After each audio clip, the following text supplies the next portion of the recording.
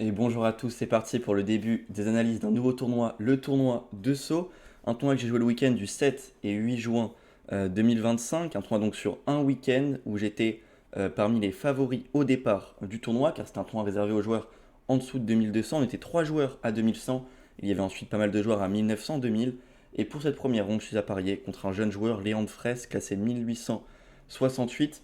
Je pense qu'il doit avoir aux alentours de 13-14 ans, si je dis pas de bêtises.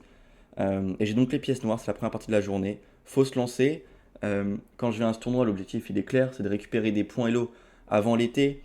Je me dis que l'objectif c'est de réussir à faire 5 sur 5, malgré le fait qu'il y a quand même des jours à 2000-2100. On va essayer de tout gagner pour récupérer un max de points avant de commencer l'été de la plus belle des manières possible. Juste avant, n'hésitez pas à liker la vidéo, vous abonner si ce n'est pas encore fait et mettre un petit commentaire.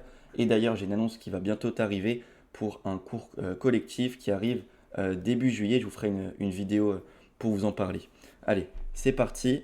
J'ai les pièces noires et Léandre qui décide de me jouer E4. Je vais donc jouer la sicilienne. Je joue mes ouvertures dans ce tournoi. Il joue cavalier F3. Je joue E6 et il me joue D4. Il ouvre la sicilienne. Ce sera donc une sicilienne Cobra. Je joue pion prend. Il joue cavalier prend. Cavalier F6. Cavalier C3 et cavalier C6. On rentre donc dans ma sicilienne Cobra que je connais quand même très bien, donc je suis plutôt content de l'ouverture. Il joue ici cavalier prend. Je reprends du pion B. C'est la ligne principale. Et ici, je m'attends à qu'il fasse D5 et qu'on joue la ligne principale. Mais en fait, ici, il me joue fou D3. Ok, c'est une autre possibilité. Fou D3, c'est pas extrêmement fort pour les blancs. Mais c'est une possibilité. Je joue donc D5, je connais. Il joue ici petit roc. Je vais donc rapidement me développer. Je joue fou E7. Il joue ici fou F4. Et je mets donc ma dame en B6 avec l'idée de venir taper sur ce pion en B2 rapidement. Et avec une deuxième idée après ça, c'est aussi de faire fou A6 et de venir échanger mon mauvais fou. Car ici le plan des blancs, ça va être de jouer E5, fermer le centre et attaquer sur mon roi. Donc on voit que ma structure de pion sera sur case blanche. Donc on a envie de venir échanger ce mauvais fou. Et même s'il prend en soi, je vais devoir peut-être reprendre du pion C. Donc mon fou sera quand même mauvais. Je peux reprendre aussi du pion E. Mais bon, normalement il va venir pousser en E5. C'est la meilleure idée pour lui. Donc je prépare l'idée avec fou A6. Il me joue ici tour B1. Il défend donc son pion en B2. Et maintenant on est parti pour l'idée avec fou A6. On va venir échanger ce mauvais fou. Ici, il a différentes options. Ici, je ne m'attendais pas à qu'il vienne prendre. Il est venu prendre en A6. Ça m'a paru un peu bizarre parce qu'en fait, il m'aide un peu en soi. Parce que par exemple, si je joue un coup aléatoire, je sais pas ce qu'il peut jouer comme coup aléatoire, même un coup dans le vide un peu. Euh, L'ordi donne B4, c'est bizarre, mais je sais pas, même un fou E3, dame B7, et après il joue par exemple, je sais pas, dame E2.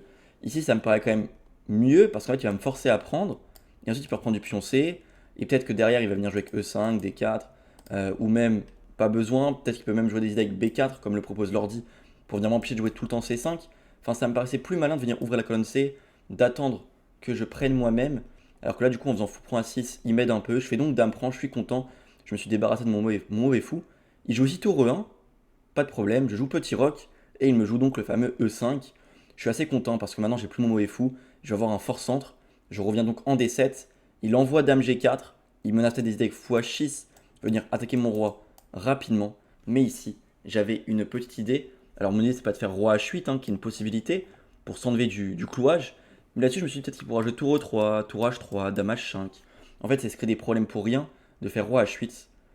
Ici, souvent, la meilleure façon de défendre, c'est de défendre de manière active quand on le peut. Et ici, j'ai la possibilité de défendre de manière active. Donc, bien évidemment, je ne vais pas m'en priver et j'envoie Dame C4.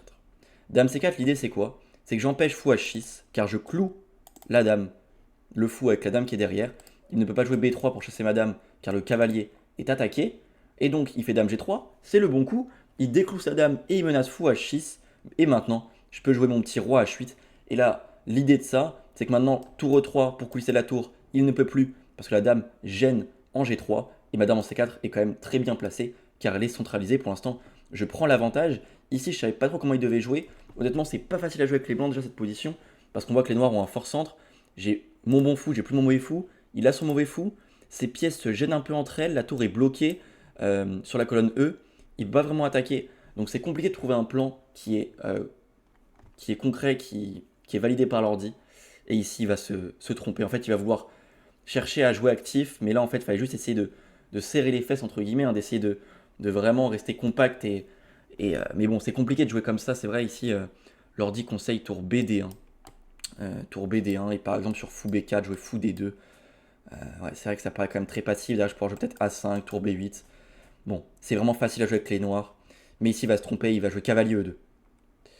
Son idée, c'est que si je prends, il veut jouer tour C1, essayer de venir, enfin, mettre celle-là en C1, essayer de rentrer en C6, trouver de l'activité. C'est vrai que je ne l'ai pas dit, la cadence c'est 1 heure plus 30 secondes par coup. Et quand on arrive à ce 16e coup, j'ai encore quasiment tout mon temps à la pendule. Je mets une énorme pression au temps. Et lui, son temps descend, descend, descend, il trouve pas d'idée. Et il finit par jouer cavalier E2. Je joue donc dame prend C2, je ramasse le pion. Il ne peut pas jouer tour C1, car j'ai dame prend cavalier. Il ne peut pas non plus rien faire, car il a donné un pion et mes pions vont avancer au centre. Il fait donc tour C1. L'ordi ne valide pas du tout l'idée cavalier de tour C1. Je fais donc dame prend B2. Et en fait, sur tour prend C6, je fais tout simplement tour FC8. Je propose l'échange. C'est même pas je propose, c'est je le force, car il ne peut pas aller en A6 pour éviter l'échange, sinon il y aurait fou B4. Si la tour bouge, il perd le cavalier. Et s'il ne bouge pas, il perd la tour. Donc en fait, il n'a pas le choix. Sur tour FC8, il tente dame C3. Mais moi, je suis très content, il me propose des échanges en plus. Je fais donc dame prend C3. S'il prend du cavalier, il perd la tour. Donc pas le choix, tour prend. Je fais donc tour prend, cavalier prend, et fou B4, et j'ai maintenant une finale avec un pion de plus, pion passé protégé, bon fond contre mauvais fou, des cases fortes pour le cavalier, la colonne C qui arrive. Bon, je me dis celle-là, elle est gagnée normalement. Il fait donc tour C1. Je peux pas forcément jouer tour C8 directement à cause de cavalier E2 peut-être. Je me suis dit ça, ça. Bon, j'ai pas forcément envie d'échanger directement les pièces, je préfère garder les pièces et progresser dans la position. C'est pour ça que je fais cavalier C5 ici. Je menace de faire cavalier D3. Tout simplement. Il fait donc cavalier E2 pour éviter cela. Maintenant sur cavalier D3, son idée c'est tour B1. Comme ça, si je prends son fou, il pourra reprendre et rentrer peut-être sur la colonne B. Donc je suis plutôt ici H6. Je me dis je vais jouer G5, roi G7, roi G6, roi F5. L'ordi met imprécision. Ok. Il joue ici tour B1. Je fais A5. J'ai pas envie de le laisser rentrer dans mon camp. Il joue fou E3. J'ai pas envie d'échanger. Je fais cavalier E4. Il joue F3. Et je fais quai C3. Par contre là je me dis s'il échange les cavaliers, je suis content. Parce que maintenant mon fou C3 est très bien placé. J'aurai bon fou contre mauvais fou. Et le fou va aider à la promotion du pion. Bon, il n'a pas tellement le choix, il y a une fourchette, il fait donc cavalier prend, fou prend, et F4. Il empêche les idées avec G5, mais c'est pas un souci. Je vais pouvoir quand même ramener mon roi avec roi H7, roi G6.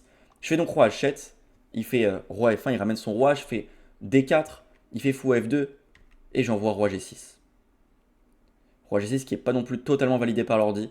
L'ordi ici, il préférait faire directement D3, mais moi j'ai peur de tour D1, et là il donne tour D8. Et il dit qu'on aurait pu jouer comme ça. Bon, en fait je me suis dit, il va jouer ça et comment je progresse. L'ordi ici il donne G5, bon, et le roi va se ramener. C'est vrai que j'aurais pu jouer comme ça, c'est plus précis. Je fais plutôt roi G6, il fait roi E2, je fais roi F5. Et là en fait il va m'aider, il va se tromper, il va faire roi D3. Je sais pas pourquoi il a pas joué roi F3. Je m'attendais vraiment à roi F3 pendant la partie, qui m'empêche de rentrer partout et qui menace G4. Là-dessus j'avais prévu G5. Et là peut-être qu'il peut faire G4, roi G6. Et bon après j'ai toujours le pion de plus, je suis totalement. Je suis pas gagnant mais. Ouais on peut le dire, je suis gagnant quand même. Mais bon, c'est plus compliqué. Mais bon ici il me joue roi D3. Encore une fois il essaie de jouer actif, mais bon roi prend. Il peut pas prendre en D4. Sinon j'ai prise tour D8. Roi bouge et j'ai deux pions de plus, c'est totalement gagnant cette finale de tour.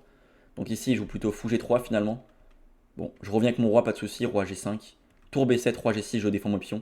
J'ai deux pions de plus. Il fait fou F2, pas de problème, tour C8. S'il veut prendre, la finale de tour est gagnante, je le sais, donc il ne peut pas prendre.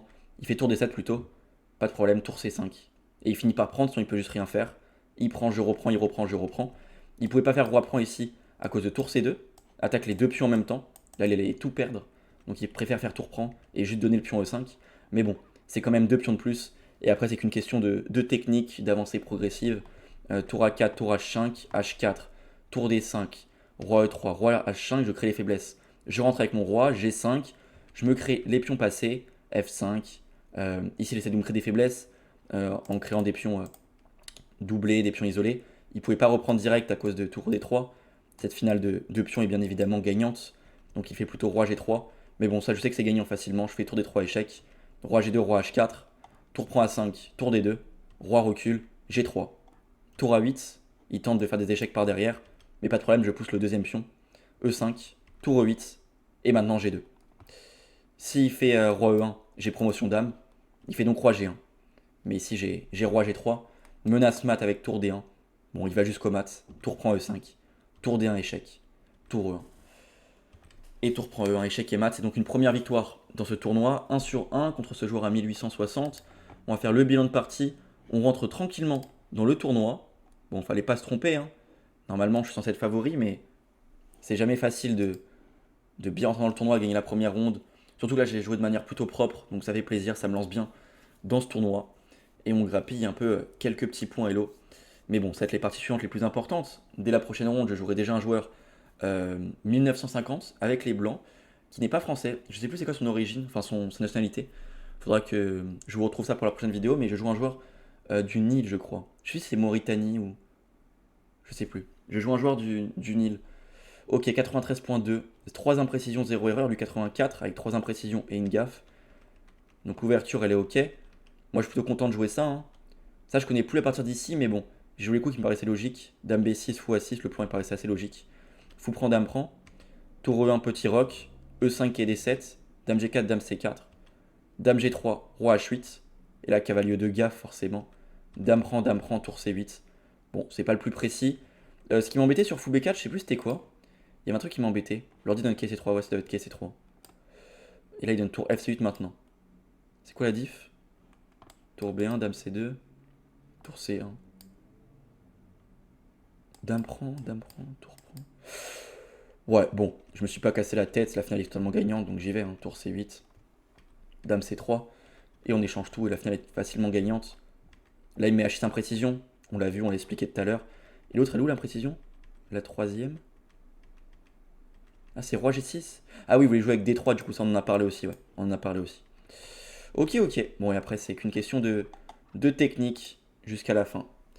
Ok, bon, 1 sur 1. Nous, on se retrouve demain pour une partie contre un joueur à 1950 qui va tout m'envoyer. Il va me sacrifier les pièces, il va totalement tout m'envoyer comme si j'étais beaucoup moins fort que lui. Ça va être assez lunaire. On se retrouve demain à 18 h pour une nouvelle vidéo. Allez, bonne fin de journée à tous, bonne soirée. Ciao.